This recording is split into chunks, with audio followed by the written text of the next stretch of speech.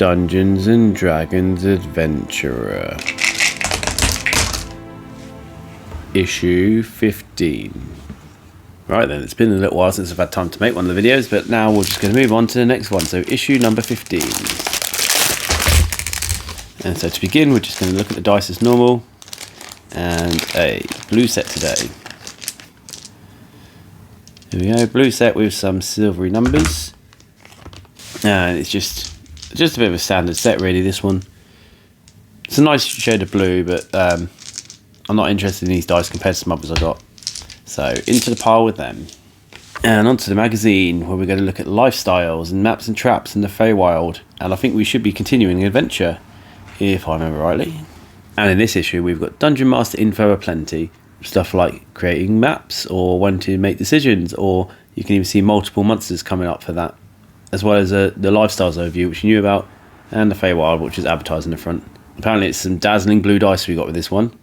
I guess it's a good way to describe them. So we'll start with the Sage Advice, which is going to be about challenge ratings for multiple monsters. And obviously this builds on last issue where it told us about challenge ratings for one monster, so now we're going to see how to work it out for multiple monsters. Over the page it gives us a nice little table here, so you can see what sort of ratios. So if it's a CR1, you'd need probably 5 first level characters to be balanced, but that would also balance with 3 second levels, 2 first levels. Again, I might check back some issues, because like a CR2 needs 6 second level characters, a CR3 needs 6 third level characters, for it to be equal anyway. So I feel like we might have had some overpowered encounters, maybe, not certain. And then yeah, just mix and match. So if you've got a CR like a half, you can mix in some CR quarters just to even it out, sort of thing. But as described, this is making it a fair fight, but there's no point. Like a regular party could fight 12 giant rats, a 5th level party could fight 60 giant rats. But obviously that's going to have a lot of monsters, which is a lot of bookkeeping and a lot of downtime trying to work it all out. So you'd rather just have higher ones to keep it even, rather than just hundreds of little ones.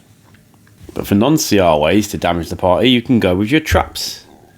And to start with, it just says think about Indiana Jones, with the rolling boulder and everything else you get right at the start of the film. With your traps, they're either going to be mechanical or magical. Mechanical ones a bit like this scene here, so you've got pulleys and levers and cogs that activate everything. Magical ones would either be a spell or a magical item, or just an area, but it's something that some sort of magical class will have made. So be on the lookout for traps. With the traps in action, it's important to know a lot of things like how it's triggered, when it's triggered, and if the characters can spot it in time. It says up here, traps will have a DC which will operate for everything, so if characters investigate in the area, wisdom perception might notice the trap, and then intelligence investigation, once they found it, might be able to figure out how to disarm it, or a dexterity check with thieves tools to disarm it as well. Well, intelligence to figure out how to disarm it, then a dexterity check to actually disarm it. If they're ingenious and do like a specific search or something though, you could reward them and just decide they actually find it without the dice rolls. Although they still need to disarm it in some way. A little bit about here, like who laid the trap as well. So consider if it's like, say, a frost mage, it should be sort of ice themed traps. And finally the effects. So they could be anything from just like maiming a character to death to incapacitation. And there's no limit, so you could have a pit, but you could have a pit filled with venomous snakes or spikes, or something that throws out spells at them. Just decide how deadly you want the trap to be. Just think back to the original D&D adventures, where every single trap tried to kill the entire party in one go every single time. Once you're done with traps, you get to make maps. It mentions here, like in the magazine, they do supplement you with quite a few maps, so it's fine, but you might want to make your own. For instance, it does give us like blueprint maps of locations when we're doing the adventures, and then we have got the map of the Phandalin area, but you might want something in between that. And it does say about how you can start with the map, so you have the overmap and then you go in closer and closer and closer. But it recommends doing it in reverse to start with, so just do a map of the area, then you just slowly zoom out as you go along. Over the page, it just breaks this down into more details. So about mapping your starting area, and then later on you want to widen the lens. It's nice to encourage you. It does say as a DM, you don't need to have like amazing art, like they don't need to look like all these ones that are supplied. It could just be a basic hex grid and just draw some lines to mark rows and areas, as long as you've got a map so the characters can see what's going on. And of course, after that, we get to move on to dice decisions. And to start with, it just talks about you should discuss what happens with rolling dice. If a dice falls on the floor, if it's cocked, do you re-roll it? Do you use what it was? It stops a lot of arguments later on when someone's like, oh, it rolls a 12, but we agreed we'd have to re-roll them. And then as a Dungeon Master, do you roll behind the screen or in front of it? The choice is yours. The next page just continues talking about how the dice can work. There's some different things as well. Do you always use dice? Because some DM might always use dice for everything. Some might barely use dice if the characters come up with good things. But you've got to find a balance. Just be careful, because if you always use dice for everything, characters might roleplay a bit less, because all it is determined by the dice. Whereas if you use a lot of roleplay but less dice, characters might feel the stats are meaningless if a small gnome wizard and a giant barbarian both have the same chance of pushing a boulder over, because it makes for a good story. So find your balance. And there's a nice tip here though: if you're in combat and it takes a long time, roll attack and damage at the same time. That way if you hit, you've already got your damage number, and if you miss, it doesn't really matter. Sage advice done. Not been many rules there, because it's all about the DM, but that's been quite helpful for running Dungeons and Dragons. Instead now we go to character creation and lifestyles and get some rules under. This is something that's been briefly mentioned before, and now we're going to cover it properly with the 7 main lifestyles of characters: wretched, squalid, poor, modest, comfortable, wealthy, and aristocratic. And unless you're wretched, there are going to be expenses to cover it. I know previously it's given us like prices at stand inns and everything else, but I think this gives us the general prices for things. And just make sure it fits. An Outlander barbarian wouldn't really be aristocratic unless you can think of a good reason why. Then we get to break down the lifestyles into how much they cost and general talking about it. So squalids, you get some kind of shelter and it costs you about silver per day, but it's not the best form of existence. Wealthy's like 4 gold pieces per day, but you can still get a luxurious existence even if you're not like the richest. Obviously it goes up to aristocratic, which is 10 gold pieces per day minimum. And it does give you other things to think about here. So it talks about the sort of lifestyles most characters have. So modest is the standard for like soldiers, students, priests. The better your lifestyle as well, the more likely you are to have political influence with the wealthy, say. But then also the more you need to watch your back for threats of betrayal. And some characters can be self-sufficient in between adventures. So forage for food, repair their own equipment. This is normally a bit more time consuming, but costs less money. Feels like it's about a poor lifestyle. Although those with survival skills who can hunt for food easily are more likely to lead a comfortable lifestyle when they're self-sufficient. Over the page, we move on to trinkets. Trinkets part 1. And this talks about odd little things they got in the pockets beside useful eventual items. Unusual items. You see here you've got like kind of a voodoo doll, and then some other bits down here.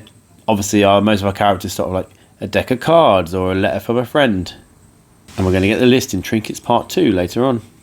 Also in the Player's Handbook. We don't have a Player's Handbook, so we'll just have to use what we've got in the magazine. The nice thing about trinkets is they can be used for anything. They can develop character backstories. They can be relevant to the campaign, such as if someone's got a pendant with an etching of a rat's head, it might have some significant effect when you find a rat. And they don't have to have meaning straight away. Someone might have a pair of odd socks. Doesn't seem like much, but then eventually they could have a use later in the campaign or lead to something. These can even be, some trinkets could define a character story arc or even define your whole campaign. And the best thing about it is you don't need to know, as it says, you don't need to know straight away. So if you just find trinkets, you can just leave there, and then if you're looking for some sort of adventure continuing, you could just decide, oh actually that trinket's now going to be relevant. You can also get specific trinkets for whatever your campaign is. So it says here about the Wild Beyond the Witchlight campaigns in the Feywild, so it's got its own trinket table. So you can have a few location-specific ones you add. This magazine comes with a sample of 100 trinkets to use. I don't know how similar it is to the Player's Handbook, but here we've got the first 26 on this page, and the remaining 74 over the page. I'm not going to look at the whole list, it's just nice to have all these 100 different trinkets you could have. Which would be different if you were in the Feywild, which is now our lore section to talk about. A place that runs parallel to the current world, but is filled with magical creatures and Sylvian friends and foes. It's the same but different. So what might be just like a corpse of trees in the regular world could be like a verdant forest on top of a giant turtle, for an example. And then yeah, elves and pixies, dragons, unicorns, hags, blights, goblins. So there's still good and bad in the Feywild. It's just a bit more of a magical, mystical sort of place, as you can see from this nice top image there. The Feywild's magical and mystical, and it's mostly the sort of stories we'd associate with fairies, such as with the Fey crossings. There'll be portals, but not necessarily doors, but there could be a toadstool ring or behind a waterfall. And you might not even realise you've gone through one as a character. Observers would just see you disappear in a blink of an eye. And with the Feywild magic, you can choose to play with time if characters enter the Feywild. Either they spend weeks there and it's just as no time has passed in the material plane, or they could be there a short time and actually 100 years have gone past and everything's changed when they come out, which is probably something quite nice you can add to a campaign just to really mess with the players. In the Feywild there's 2 queens as well, Seelie and Unseelie. A lot of people would say they're good and evil, but it's not the case. It's more, you get both alignments in each group, but the Seelie's more traditions and protocols, and Unseelie shun conformity and ruled by base emotions and needs. And they tend to be at odds at most times. Interested to see if they work into this next encounter. I don't think they will, but we'll find out in a moment. But as normal, this is for Dungeon Masters only, so if you plan to play it, just use the chapters to skip ahead. So we can see as well, this is continuing the encounter from the last issue, and this will let us finish off exploring this tomb. So in the second part of the encounter, we're just moving on to finish off the map. So we've got the last 2 locations, T8 and T9. T8's got our crypt, which has Lavelin inside his coffin. It's got a lot of other stuff. So he's got this nice dragon's head in there, which will be the dragon he slayed. He's wearing mithril chainmail, and we're going to encounter more stuff to do with Tintaros. Do you remember that? No, because of the powerful spell that erases it from your mind, and it's going to happen again. And there's a chest with a trap. Is this our first trap chest? I can't quite remember, but as we discussed traps this issue, I'm going to assume it was. We've also got Corvine's crypt as well, which is you have to go through a passageway from Lavelin's to get to it. And we're going to have 2 different events. So the first is you get to meet Lavelin. He is a restless spirit, but he doesn't choose to attack you. He tries to help the adventurers with how to solve the problem of the restless spirits. Although if they choose to attack him, he will eventually start fighting back. So continuing, Lavelin can't leave his crypt to face Corvine, so he asks the characters to do it on his behalf. So it's kind of a reward for them for not trying to attack him straight off. And he's got a warding song which he can give them to help them ward off the Banshee's wail. He does mention that unless the character's got magical weapons, they won't really be able to do much to her, and that she'll fly into a rage if she will do a reflection. So after it fades, the Banshee's going to show up, but they've got just enough time to go to the pool in T3 to bathe the weapons. It doesn't mention him telling them about the pool, so hopefully the characters have realised that by now. Otherwise they might be in trouble. I was saying that when the Banshee appears, it doesn't give you what she's going to do. So after initiative, she's going to use Horrifying Visage and then Corrupting Touch. And characters can attempt to parlay with her with 2 DC 15 charisma checks. So you might have to fight her if you can succeed enough. Although if it fails, she resumes her attacks. And if eventually you reduce her to enough hit points, she will retreat to her lair for a last stand. And once you finish, you get to go back to the Blind Bastards Inn. And there you're going to find a travelling bard who asks you about a story. And this is a chance for the characters to give the true elven story to pass the land.